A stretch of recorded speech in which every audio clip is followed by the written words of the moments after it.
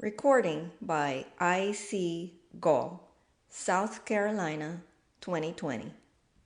A Misfit Ghost by W. Bob Holland. Every boy with a knowledge of adventurous literature, otherwise novels of action, knows of the phantom ship, the spook of the high seas. But it has not been known that ships themselves are haunted, and that in the service of the United States Coast Survey, there is a vessel now in commission that is by her own officers supposed to be haunted. Yet the Eager, a 140-foot schooner of the Coast Survey, is looked upon in the service as a very undesirable vessel to be aboard of. About her there is an atmosphere of gloom that wardroom jest cannot dispel. Duty on board her has been shunned as would be a pestilence, and stories have been told by officers who have cruised aboard her that are not good for timid people to hear. Officers have hesitated about telling these uncanny stories, but they have become sufficiently well known to make a billet to duty aboard the Eager unwelcome among the Coast Surveymen. The Mohawk was launched June 10, 1875 at Greenpoint, and she was then the largest sailing yacht afloat. William T. Gardner, her young millionaire owner, was very proud of his new craft, and all the then leaders of New York society were invited to participate in the good time afloat with which her launching was celebrated. Commodore Garner, then but 33 years old, and his young wife entertained charmingly, and the trim, speedy Mohawk was christened with unusually merry festivities. Soon after that, she was capsized by a sudden squall off the landing at Stapleton, New York, and 6 people were drowned like rats in her cabin and forecastle.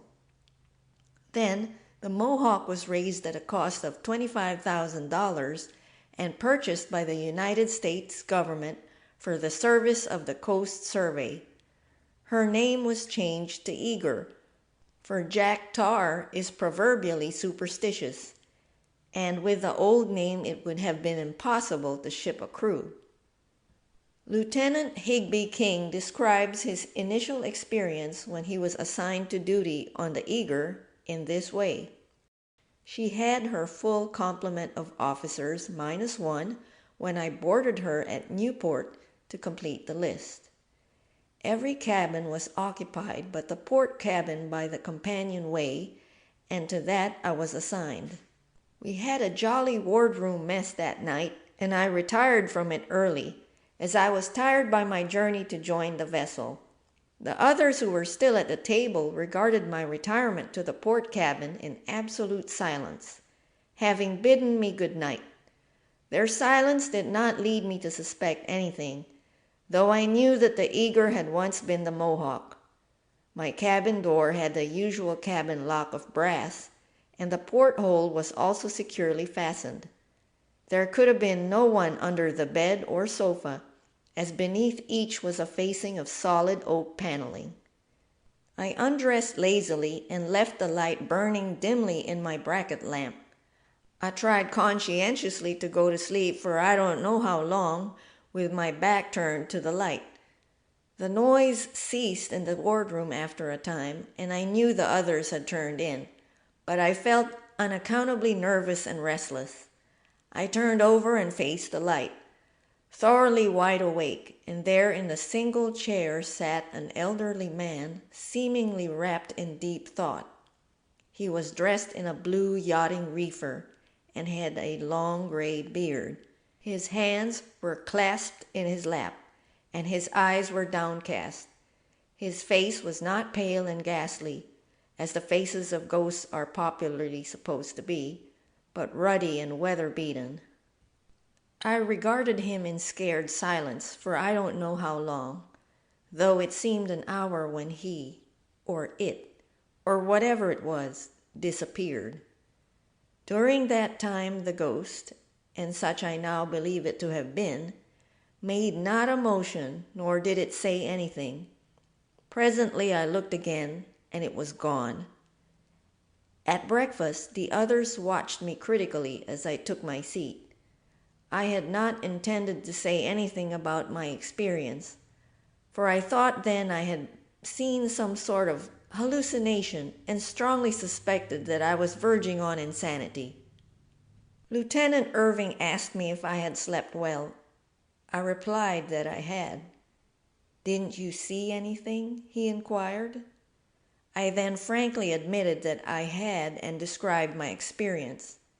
Then I learned that each one of the 7 others present had tried the port cabin at one time or another, and each had seen the self-same apparition. It had acted in exactly the same way in each case, except in the case of Irving, who shot at it with his pistol, when it immediately disappeared. Some of the others had been led by their curiosity to inquire if anyone lost on the Mohawk resembled the figure, and found that none of the unfortunate ones at all fitted the description. It had been dubbed by them the Misfit ghost. That one experience was enough for me, and after that I, by courtesy, shared the cabin of another fellow. Lieutenant Irving and others corroborate the story of Lieutenant King, and as additional evidence that the Eager is haunted, Lieutenant Irving describes a New Year's Eve experience of the Eager's officers, that is, to say the least, novel in the way of supernatural manifestations. It was at mess. The first toast, sweethearts and wives, had been drunk, as it always is by Yankee sailors the world over on occasions of festivity.